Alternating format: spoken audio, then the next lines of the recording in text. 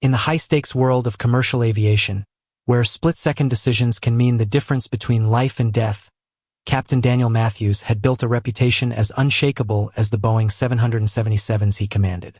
At 38, he stood in the gleaming pilot's lounge of Chicago O'Hare International Airport, adjusting his crisp Navy uniform with the same meticulous attention he brought to every pre-flight check. The 4 gold stripes on his shoulders weren't just insignia. They were symbols of 15 years of flawless service, of a man who had never made a mistake that mattered. But in the world of aviation, as Daniel knew all too well, reputation was everything. One scandal could destroy a career built over decades. One moment of weakness could bring down everything he had fought to achieve. Captain Daniel Matthews had the perfect life, a spotless record, a beautiful family, and a future brighter than the runway lights that guided his landings. Until a single night changed everything, and he discovered just how far a man would go to protect his perfect image. Daniel Matthews embodied everything the airline industry celebrated in its senior captains. His personnel file read like a masterclass in professional excellence, commendations from passengers who felt safer knowing he was in the cockpit, praise from crew members who trusted his judgment implicitly, and a safety record so pristine that new pilots studied his techniques during training. The awards lining his office wall told the story of a man who had conquered every challenge aviation could present. The Distinguished Service Award, the Perfect Safety Record Certificate, photos with airline executives and industry leaders who sought his advice on critical safety matters. Everything I've worked for, everything I've built, it all depends on staying in control, Daniel reminded himself as he reviewed his spotless record that morning. Control wasn't just his profession, it was his obsession. He approached every aspect of his life with the same methodical precision that made him one of the most respected pilots in the fleet. Every detail mattered, every variable had to be managed, every potential problem eliminated before it could surface. His marriage to Sarah Whitman had been as strategic as it was romantic. Sarah's family owned a chain of luxury hotels across the Midwest, their generational wealth providing the perfect foundation for Daniel's ascending career. Their $2.2 million mansion in Winnetka sat like a testament to success, its manicured grounds and pristine facade reflecting the image Daniel had crafted so carefully. 2 teenagers, Michael, 17 and bound for Northwestern on a full academic scholarship, and Emma, 15 and already showing the poise that would make her prom queen, completed the picture of American achievement. The country club membership, the Rotary presidency, his position on the church board, every element of Daniel's life had been chosen to reinforce his reputation as a man of character and distinction. His $200,000 annual salary afforded luxuries that his colleagues envied, but more importantly, it funded the lifestyle that kept him in the social circles where airline executives made their most crucial decisions. The board was already discussing his promotion to chief pilot, a position that would cement his legacy and set him up for eventual executive leadership. But perfection, as Daniel would soon learn, required constant vigilance. And sometimes that vigilance demanded sacrifices that tested the very morals it was meant to protect. Jessica Chen represented everything Daniel admired about the new generation of aviators. At 29, she had earned her first officer position through sheer determination, fighting against the prejudices that still plagued the male-dominated cockpit culture. Her technical skills were exceptional. Daniel had watched her handle a crosswind landing in Denver that would have challenged captains with twice her experience. She commanded respect through competence, never asking for special treatment, never using her gender as either excuse or advantage. "I've worked too hard to let anyone control my choices," Jessica had told him once during a layover discussion about career advancement, her dark eyes flashing with the kind of determination Daniel recognized in himself. She was ambitious in the best possible way, focused on excellence rather than politics, driven by a genuine love of flying rather than just the prestige that came with the uniform. During flights, Jessica's professionalism was flawless. She completed her pre-flight checks with the same attention to detail Daniel demanded from all his crew, communicated with air traffic control in the crisp, confident tones that marked a pilot destined for command, and handled the complex systems of modern aircraft with an intuitive understanding that couldn't be taught. When she applied for the International Routes program, Daniel had been among her strongest supporters, recognizing in her the kind of pilot who would elevate the entire industry. It had been in Paris, 6 months earlier, that the careful boundaries of their professional relationship had first begun to blur. A mechanical delay had extended their layover from the usual 12 hours to nearly 2 days, leaving the entire crew stranded in the City of Light with nothing but time and the airline's generous per diem allowance. The text message arrived during Daniel's 20th anniversary dinner, the phone buzzing insistently against the white linen tablecloth as Sarah raised her champagne glass in a toast to their enduring love. Jessica's name flashed across the screen, followed by words that would shatter the perfect world Daniel had spent decades building. "We need to talk immediately. It's important." The sterile airport hotel room felt suffocating as Daniel closed the door behind him, the mechanical hum of the air conditioning doing nothing to ease the tension that crackled between them. Jessica stood by the window, her usually confident posture replaced by something fragile, uncertain. The setting sun cast long shadows across the generic furniture, but Daniel barely noticed the ambience that had once seemed romantic during their clandestine encounters. Something in Jessica's demeanor told him this meeting would shatter the careful compartmentalization that had allowed him to maintain his double life. "I'm pregnant, Daniel. 8 weeks. The words hit him like turbulence at 30,000 feet. Sudden, violent, and completely destabilizing. Jessica's voice was steady, but her hands trembled slightly as she delivered the news that would change everything. She had practiced this moment, rehearsed different ways to break the revelation, but nothing had prepared her for the look of pure horror that flashed across Daniel's face before he could mask it with his practiced composure. Daniel's mind raced through calculations with the precision of a flight computer processing critical data. 8 weeks. That traced back to their Rome layover, the night he had allowed passion to override his usual caution. The night he had convinced himself that one moment of carelessness wouldn't matter in the grand scheme of his carefully orchestrated life. "This can't be happening," he thought, his internal panic threatening to break through the calm facade he had spent decades perfecting. "Not now. Not when everything's finally falling into place." Jessica had harbored hopes during the weeks since discovering her condition, naive dreams of Daniel choosing love over obligation, of finding a way to build something real from what had begun as forbidden attraction. She had imagined this conversation differently, pictured surprise giving way to joy, complications being worked through together. Instead, she watched the man she thought she knew transform before her eyes, his features hardening into something cold and calculating. "You need to get rid of it." Daniel's first words after the initial shock cut through her hopes like a blade through silk. There was no question in his tone, no room for discussion. Just a command delivered with the same authority he used to direct his flight crew. Jessica staggered backward as if physically struck, finally seeing Daniel Matthews for what he truly was beneath the charming exterior and professional competence. "Get rid of it?" Jessica's voice rose, disbelief and anger warring in her tone. "This is your child we're talking about, Daniel. Our child." But she could see in his eyes that he had already moved past the emotional implications, already begun treating this revelation as nothing more than a problem to be solved, an obstacle to be eliminated.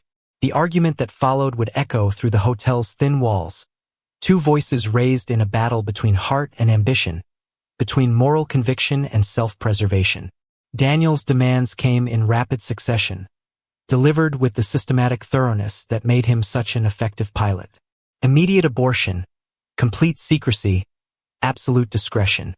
When those failed to sway Jessica, he shifted tactics with calculating precision. "Think about your career," he said, his voice dropping to a dangerous whisper. "Your future in this industry depends on reputation, on the respect of your colleagues. Do you really want to be known as the woman who destroyed a senior captain's marriage?" But Jessica Chen had not fought her way into the cockpit by backing down from intimidation. "This is my choice, not yours," she declared, her chin lifting with the same defiance that had carried her through flight school despite instructors who questioned whether women belonged in commercial aviation. "I won't kill my baby for your convenience." The words hung between them like a gauntlet thrown, a line drawn that would define everything that followed. Daniel's desperation manifested in increasingly frantic offers. Money for the procedure, transfers to distant bases, promotions he could arrange through his connections. Each rejection from Jessica tightened the noose around his perfect life, and his carefully constructed world began to crack under the pressure of her unwavering resolve. As weeks passed, Daniel's attempts at control grew more sinister. Jessica's route assignments mysteriously disappeared from the scheduling system. Whispered conversations among crew members began to paint her as unreliable, emotionally unstable. When she realized Daniel was following her to medical appointments, documenting her movements with obsessive precision, Jessica finally understood the true extent of the danger she faced. The breaking point came when Jessica mentioned filing a harassment complaint, seeking legal protection from Daniel's escalating campaign of professional sabotage. The color drained from Daniel's face as he realized the implications: ethics investigations, mandatory disclosure of their relationship, media attention that would destroy not just his career, but his entire carefully constructed existence. His children's college prospects, Sarah's family connections, 20 years of reputation building, all of it hanging in the balance because of one woman's refusal to comply. That night, alone in his study while Sarah slept peacefully upstairs, Daniel stared at his computer screen, his search history growing darker with each desperate query. "If she won't be reasonable," he whispered to the empty room, "I'll have to be unreasonable." Daniel's fingers moved across the keyboard as he accessed the crew scheduling system, his captain's credentials granting him administrative privileges that few questioned. Flight 447 to Chicago appeared on the screen, and with cold calculation, he assigned Jessica Chen as his first officer. His reflection in the monitor showed a man she no longer recognized, his expression devoid of the warmth that had once made her believe in possibilities. "One way or another," he murmured, clicking the final confirmation. "This ends in Chicago." The Chicago layover presented Daniel with 18 hours of opportunity, a window of time that airline scheduling had unknowingly opened for murder. He spent 3 sleepless nights studying the Marriott downtown's blueprints, memorizing every floor plan, every emergency exit, every security camera placement. The 32nd floor offered what he needed: high enough to ensure fatality, balcony access in every room, and, crucially, a blind spot in the hallway surveillance that would give him the precious minutes required to execute his plan. Daniel's research into staged suicides consumed him with academic thoroughness.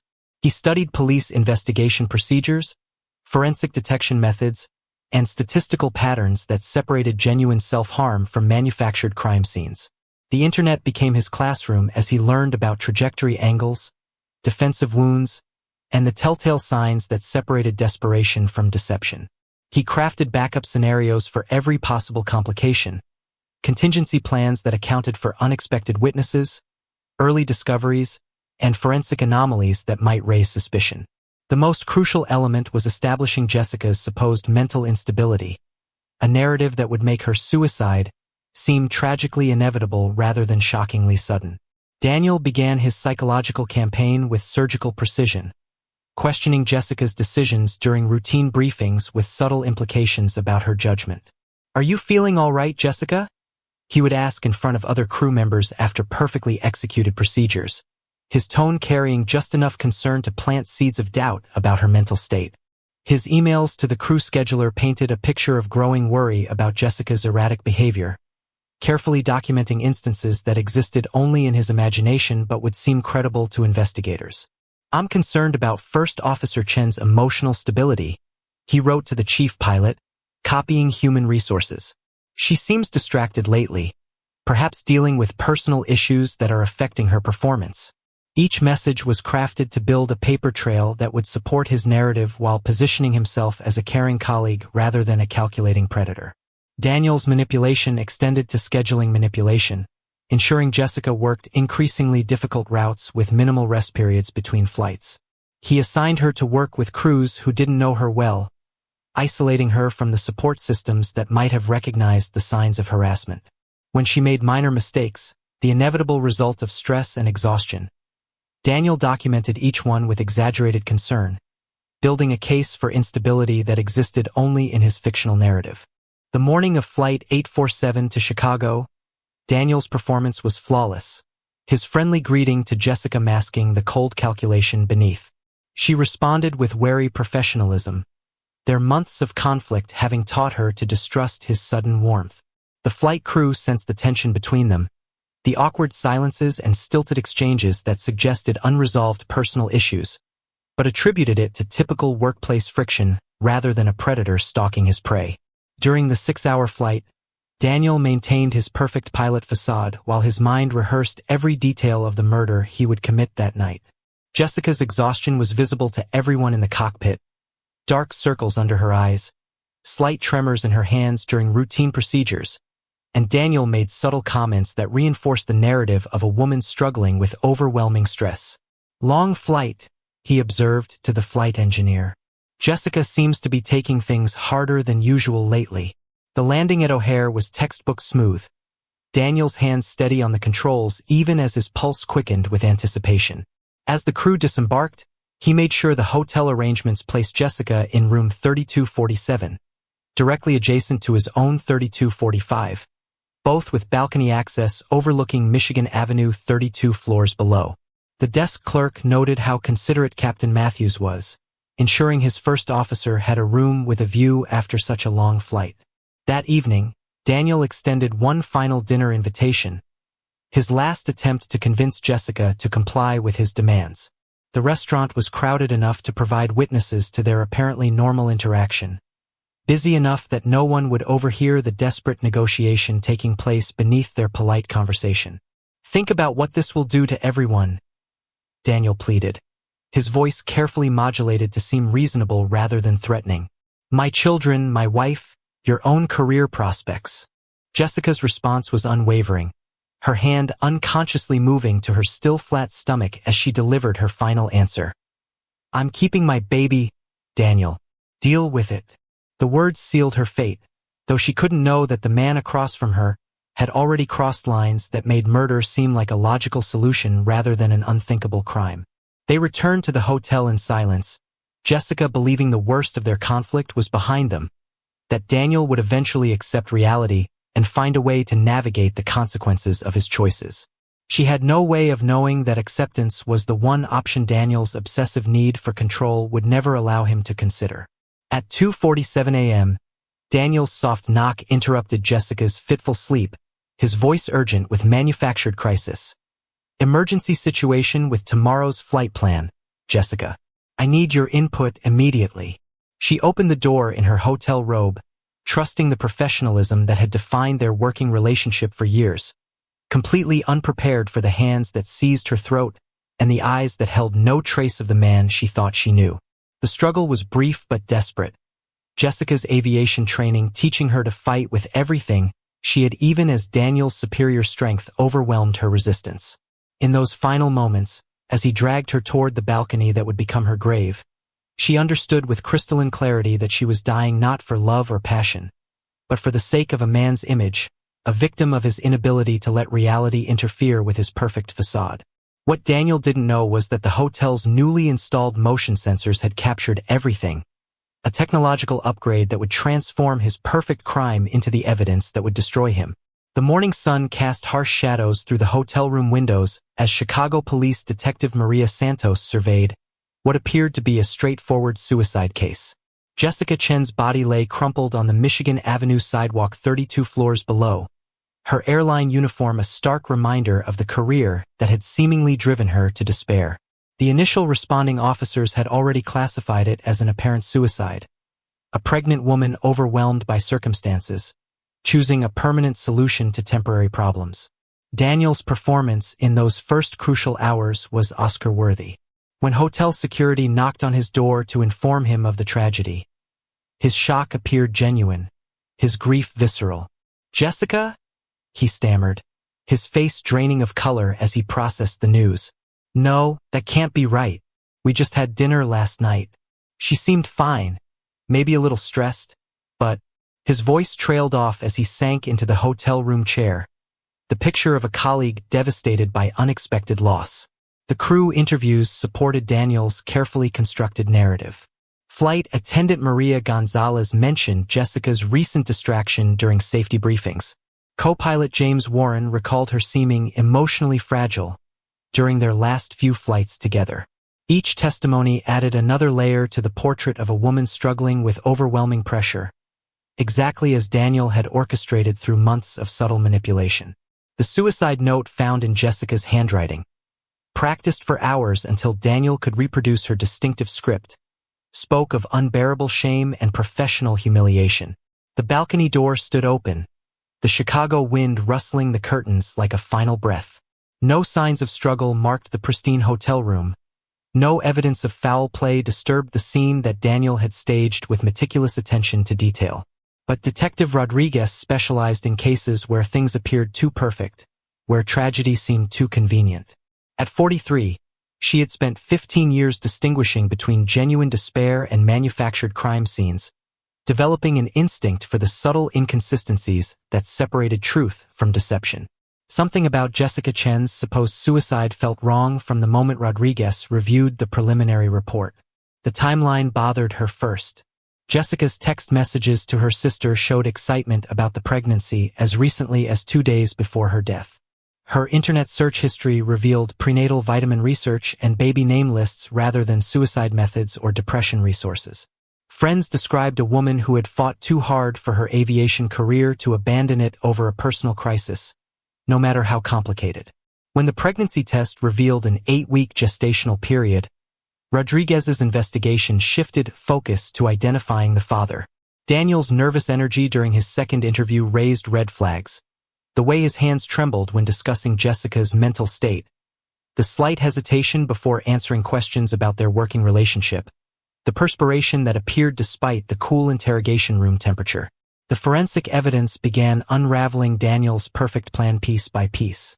The medical examiner discovered defensive wounds on Jessica's hands and arms, injuries inconsistent with suicide but typical of someone fighting for their life. Bruising patterns on her throat suggested strangulation before the fall, physical evidence that directly contradicted the staged scene Daniel had created. Phone records revealed deleted message exchanges between Daniel and Jessica, conversations the airline's IT department helped reconstruct through backup servers. The texts painted a picture of escalating harassment, desperate pleas from Jessica for Daniel to accept the pregnancy, and increasingly threatening responses that destroyed his image as a concerned colleague. Daniel's internet search history became the smoking gun that shattered his alibi. Searches for staging suicide scenes, police investigation procedures, and how long before body discovery revealed the premeditation that separated murder from manslaughter.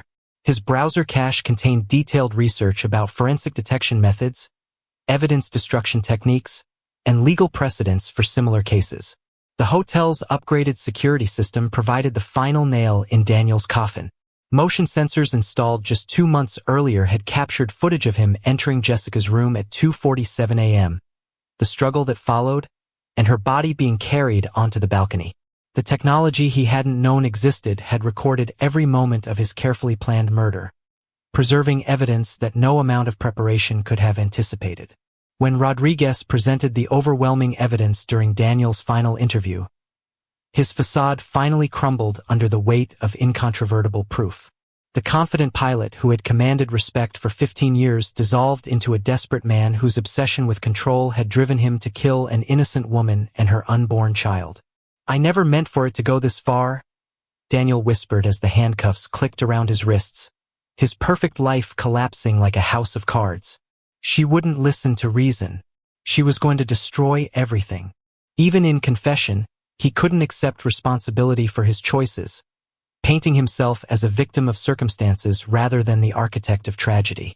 As Daniel was led through the police station corridors, cameras flashing and reporters shouting questions, a familiar figure appeared in the lobby. Sarah Matthews stood waiting, her face etched with a determination that promised the revelations about her husband's crimes were far from over, carrying secrets that would transform the case from a story of obsession into something even darker and more calculated than anyone had imagined. Sarah Matthews stood before the packed courtroom, her hands trembling slightly as she raised her right hand to take the oath that would seal her husband's fate. The woman who had once planned anniversary celebrations and supported Daniel's career aspirations now faced the most difficult moment of her life, testifying against the father of her children, revealing truths that would forever change how the world saw the man she had loved for 20 years. Daniel's need for control didn't begin with Jessica Chen. Sarah's voice was steady despite the weight of her words. "It started the day we were married."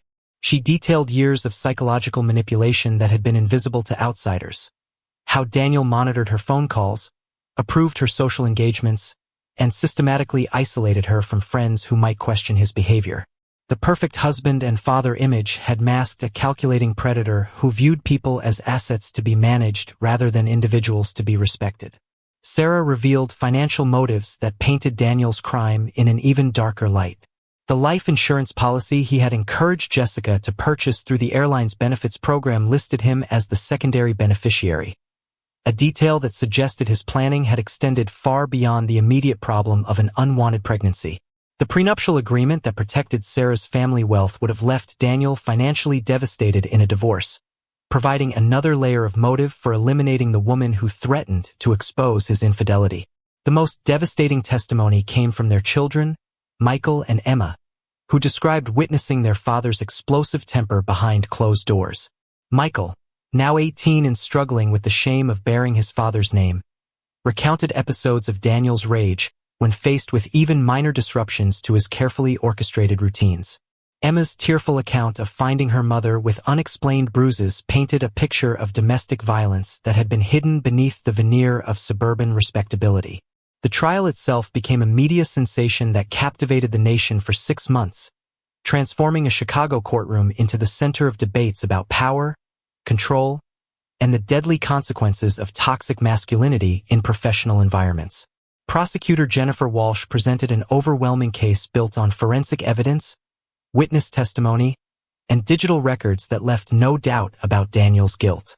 The hotel security footage, played repeatedly for the jury, showed the methodical nature of his actions. The way he checked the hallway before entering Jessica's room, the calculated timing of his movements, and the cold efficiency with which he staged her suicide. Defense attorney Robert Kellerman's strategy of temporary insanity crumbled under the weight of evidence showing extensive premeditation. How could a man claim temporary madness when he had spent weeks researching suicide staging techniques, manipulating work schedules, and systematically destroying his victim's professional reputation? Expert witnesses demolished any suggestion that Jessica's death was anything other than carefully planned murder, their testimony revealing the forensic sophistication behind Daniel's attempt to create the perfect crime. Jessica's family delivered victim impact statements that left few dry eyes in the courtroom. Her father, a retired airline mechanic, spoke of his daughter's childhood dreams of flying, her determination to succeed in a field that had initially rejected her, and the grandchild he would never know. Her mother's words cut to the heart of the tragedy. Jessica died because she refused to let a man control her body, her future, and her child. She died for the crime of standing up for herself. The aviation industry watched nervously as colleagues testified about Daniel's reputation and behavior, their testimonies revealing uncomfortable truths about workplace hierarchies that enabled predators to flourish. Captain Lisa Reynolds, one of the few women in Daniel's position, spoke about the culture of silence that protected men like him while leaving women vulnerable to retaliation for reporting inappropriate behavior. After 3 days of deliberation, the jury returned with a verdict that surprised no one who had followed the evidence. Guilty on all counts, including first-degree murder, conspiracy, and tampering with evidence. Judge Patricia Morrison's sentencing reflected the calculated nature of Daniel's crimes. "This was not a crime of passion," she declared, her voice carrying the weight of moral authority. "This was the premeditated murder of a young woman whose only crime was refusing to sacrifice her unborn child for your convenience. You will spend the rest of your life in prison, where you belong." Daniel's response to the verdict revealed the narcissism that had driven him to murder. Even faced with overwhelming evidence, he maintained his innocence, claiming he was the victim of a conspiracy designed to destroy an innocent man. His inability to accept responsibility, even in the face of certain life imprisonment, demonstrated the psychological defects that had made him capable of such calculated evil. The aftermath of Daniel's conviction rippled through multiple communities, each forever changed by the tragedy he had created. The airline industry implemented new policies addressing workplace relationships and harassment reporting, while aviation safety organizations developed programs to identify and address the warning signs of domestic violence among crew members. Jessica's memory was honored through a scholarship fund that supported young women pursuing careers in aviation, ensuring her dreams would live on in future generations of female pilots. Sarah Matthews faced the daunting task of rebuilding her life while protecting her children from the stigma of their father's crimes. She moved across the country, changed their last name, and began the long process of healing from decades of psychological abuse. Her courage in testifying against Daniel became a symbol of hope for other women trapped in controlling relationships, proving that even the most carefully constructed facades could be shattered by truth. The case became a landmark study in criminal psychology, demonstrating how the pursuit of the perfect image can become the perfect trap, leading successful individuals to commit unthinkable acts rather than face the consequences of their choices.